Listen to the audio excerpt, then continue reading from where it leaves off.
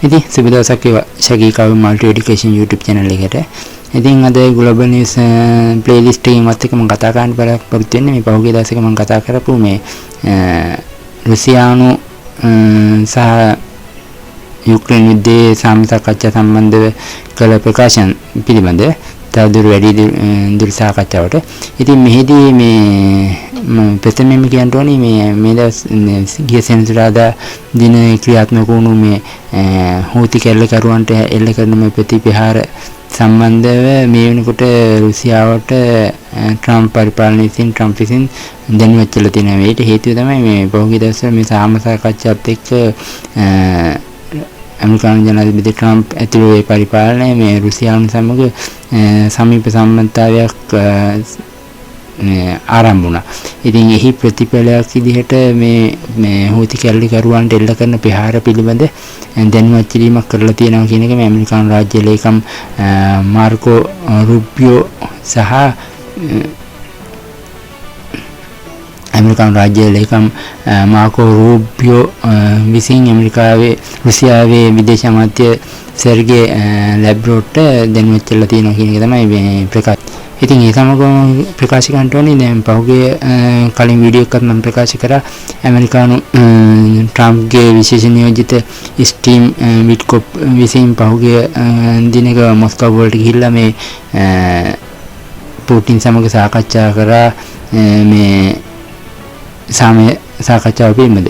ඉතින් එහිදී මොස්කෝව වලට යෑමට ප්‍රථමයෙන් සහ එම ක්‍රියාදාමයේදී යුක්‍රේනය මුලින්ම සාකච්ඡාවට එකඟවත් රුසියාව එකඟ වුණත් කොන්දේසි දාන්ට සූදානම් වුණා. මොකද මේ සාකච්ඡා තුළදී යුක්‍රේනය නැවත සටන් අභ්‍යාසවල යෙදෙයිද ඒ වගේම මේ යුක්‍රේනට නැවත ආයුධ ලබා දීම ක්‍රියාත්මක කළ යුතු නොවිය යුතුයි කියන එක. එතකොට ක්‍රීමියාව අත්පත් කරගෙන තියෙනවා. ඒතකොට ඒ ක්‍රීමියාවේ ඉන්න යුක්‍රේන හමුදාව සඳහා කොහොමවත්ම මේ ආයුධ ලැබිය යුතු නැහැ කියන වගේ එක ප්‍රකාශන කරා. ඒතකොට එහිදී යුක්‍රේන ජනාධිපති විසින් ප්‍රකාශ කරේ පුටින් විසින් ඍජුවම මේ ප්‍රතික්ෂේප කළ නොහැකි නිසා එක මේ ප්‍රකාශන ඉදිරිපත් කරන ට්‍රම්ප්ට කියන එක තමයි එහිදී ඔහු විසින් ප්‍රකාශ කරේ.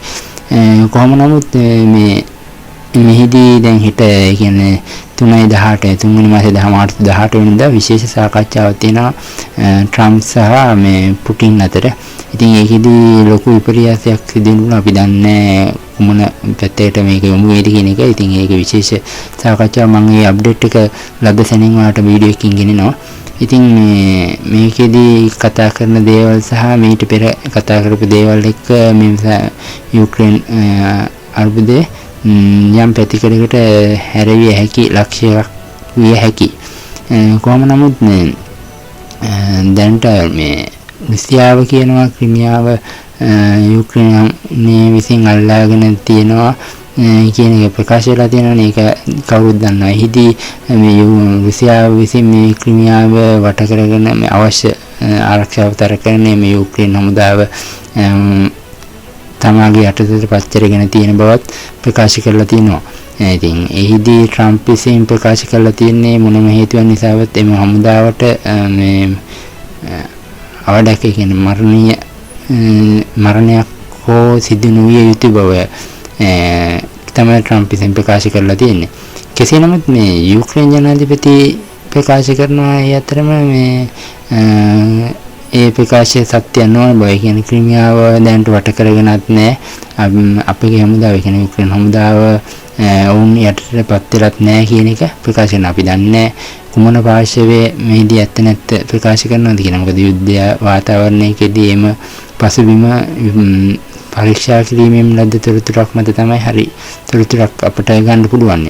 නමුත් මේ වාතාවරණය තුළ තාමත් ඔයගේ ආందోලනාත්මක මේ පණිවිඩ තමයි දෙපැත්තට යන්නේ. ඉතින් අපි බලමු හෙට මේ දුරකථන සංවාදයත් සමග මෙහි අලුත් තොරතුරක් මම රැගෙන බලාපොරොත්තු මේ වීඩියෝ එකෙන් සමු ගන්නවා. ඉතින් මේ තාමත් මම subscribe කරලා නැත්නම් දැන් මම subscribe කරලා ඒ වගේම bell icon එක click කරලා තියන්න. එතකොට මේ වගේ වීඩියෝ වලට දාපු ගමන් එසනින් බලා ගන්න පුළුවන්. ඉතින් බොහොම ස්තුතියි.